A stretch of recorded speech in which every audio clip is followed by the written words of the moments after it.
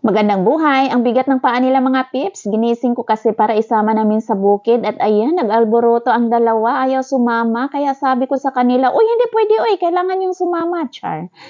Wala kasi si biyanan kaya kailangan ko silang dalhin para at least 'pag matagalan man kami hindi ako mag-alala. So nandito na nga kami mga guys at ito ang aking cauliflower, napakaganda naman nila oy. At saka ayan na nga guys, pagdating namin dito ay kanya-kanya na silang kuha ng guna. Ano ba yan sa Tagalog? Basta guna.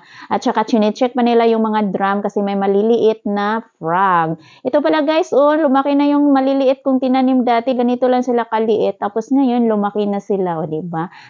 Ayan, operation tulong-tulong silang tatlo. Ang sarap sa feeling na makikita ko silang ganyan na nagtutulungan at ma-experience din nilang ang ganyang mga bagay. Ayan si Butterfly, ang bilis niyang lumipad. At ito pala yung natapos namin ni Jowa ngayong araw na ito, o diba? With lang kami, matching pala lang kami, matatapos na kami sa aming pag-aararo. O tulong-tulong lang mga pips.